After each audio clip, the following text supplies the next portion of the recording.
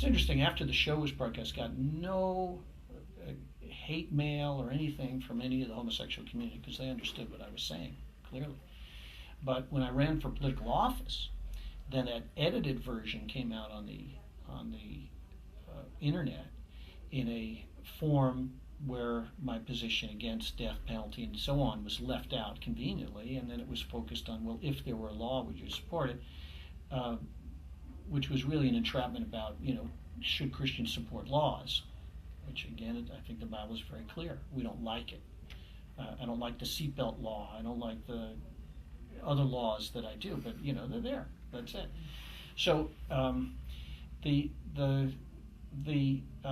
question came out, and then I started to get a barrage of hate mail from some people admitted they were homosexuals.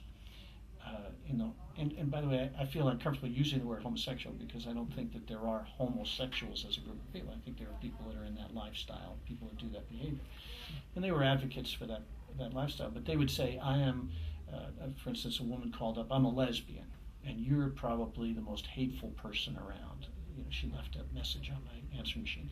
I got an email from a guy on the Big Island that said, I'm a homosexual and I have a gun, why don't you come over here and shoot me, put it to my head and kill me. I still have those emails. I saved them. We got other hate email. One of the fellows that had disputed with me about same-sex marriage and homosexuality took the trouble to write up a big article in one of the local papers about me. Said that I was not qualified to be in public office because of the distorted image about being a homosexual hater or something like that. So all these things came out, and it was very disturbing, of course, because it's nobody wants to be hated, but it's worse to be hated for something you didn't say and you don't represent. And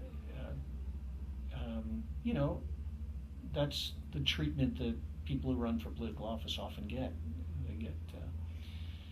They get unreasonable judgment against them, and they will take whatever they can and distort it and make whoever it is look like a bad person. Ironically, I think there are very good people running for office that get a very unfair portrayal in the press. And likewise, there's some very horrible people running for office in that they have hidden agendas that are deceitful and they have no interest in the welfare of the people, and they have a press that's very sympathetic to them. So the press and what people really are very often unrelated. Mm. But in this case, I got a lot of people that said after this came out that were sympathetic to me. And they said, well, we saw what the press is doing to you, and we told you should never run for office because they were going to treat you that way. And we know you as a kind person or a loving person or a helpful person, and we know you're well thought of, but we knew that when you ran for office that people were going to speak ill of you. And that's what happens. The prominent local paper, you told me one day what they... Well, I didn't call it a prominent local paper, but there's a newspaper called the Haleakala Times, and I couldn't believe it. I ran an ad when I was running for office there, and on the back side of the ad that I had run, paid hundreds of dollars for, was this article distorting my image and destroying my reputation and whatever they could do. And they ran it, and I went to see the editor of the newspaper. He was apologetic. He asked me not to sue him. Other things, but by then the damage was done. And you didn't? No, I don't believe. In fact, as a Christian, I don't think it's right to sue frivolously. I suppose there's some cases where you have no choice but to represent yourself in court. Then there's the other idea as a Christian. What lengths do you go to protect your reputation? And I took Jesus as a model, and I said he's a person who is, by almost universal acclaim, as the greatest human being that's ever lived. And he was vilified, and his reputation was besmirched. And he was actually crucified, again, for things he didn't say, things taken out of context.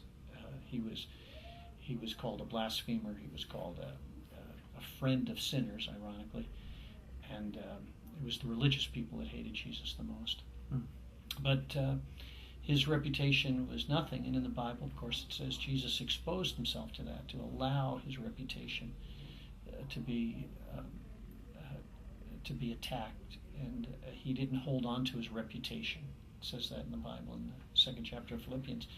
But he had something a higher and a more noble purpose, and he wasn't going to. He wanted a group of disciples, not a group of press corps that would follow him around, and he did that. So when I had this attack, I said, well, this is what I should expect.